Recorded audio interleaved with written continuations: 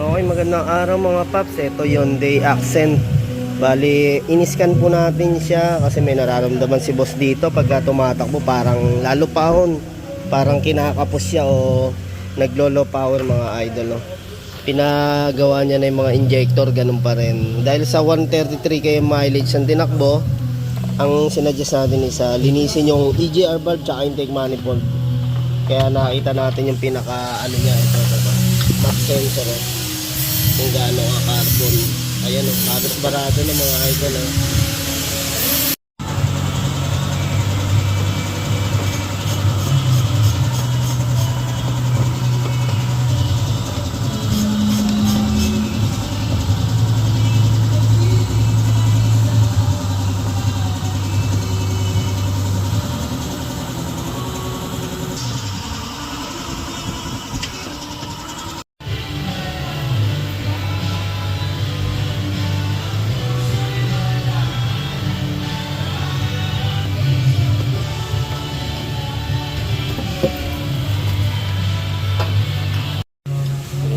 Paps, kailangan natin linisin yung mga combustion.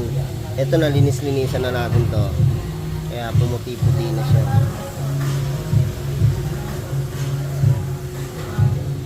Yung mga idol, yung pinaka ating intake manifold to, kapal ng dumi. Kaya kailangan natin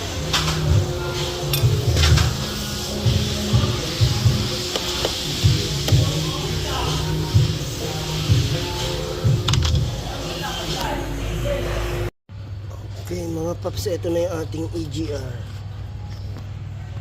Yan mga idol talagang kapal. Yan yung tatanggalin natin yung carbon na yan. Ito yung ating EGR cooler.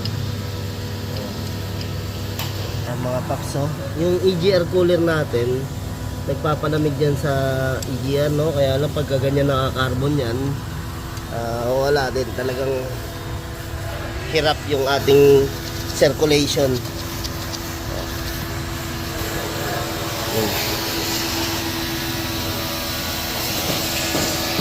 Yung mga idol, balik na natin yung intake manifold ng linisan na, tsaka syempre yung combustion natin.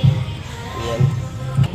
Isa talaga sa nagpapabagal ng takbo tsaka hirap ng takbo ng sasakyan natin pag yung circulation is barado. Yan.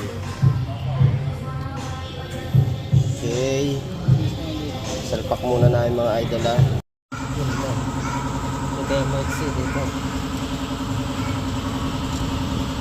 yung mga paps, binubuo na namin yung EGR cooler. Ayan mga paps, yung ating EGR valve. Siyempre throttle body, ayan, finish na. Tapos syempre yung ginagawa natin, BMW na mga preno, tsaka ito check engine, Sonic. Tapos meron pa tayong dalawang nakapila ron mga idol. Kailangan matapos natin sa loob na 1 linggo. Yung mga paps yung nagbabato sa ating ECU. Ayan, titignan natin, kaya napaka-importante to. Ayun no, wala talaga dapat na ganito karumi. Yung mga paps, linisin muna natin, ano lang to, sa kerosene tsaka degreaser. Yun, linis na.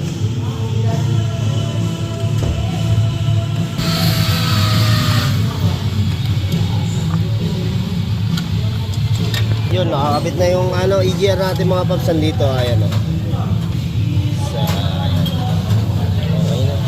Konti na lang. Tanggalin muna natin yung rotor nito. Pass na yun. Ayun, pina-test drive muna natin mga idol yung Hyundai Accent CRDI. Okay, so taas lang tayo dito. Ayun, tignan natin yung tunog ng makina. Ayos mga paps, mas naramdaman nga na mas magaan yung takbo, no? Pagka nalinis talaga yung ating intake manifold tsaka EGR. Check lang natin responsive siya? Mas gumanda yung shifting niya, mas bimilis. Ayun. Okay. Sana nga okay na para wala nang ano si boss. Wala nang masyadong ipapagawa.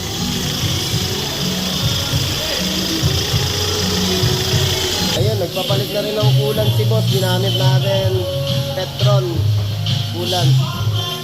Ayun, pasalamat ako kay boss. Okay, papasalamat ako kay boss Alvin. Natapos sa amin ang ginabi kami dun sa Hyundai Accent CRDA niya paglinis ng CDR. Ayan, thank you boss. Salamat din.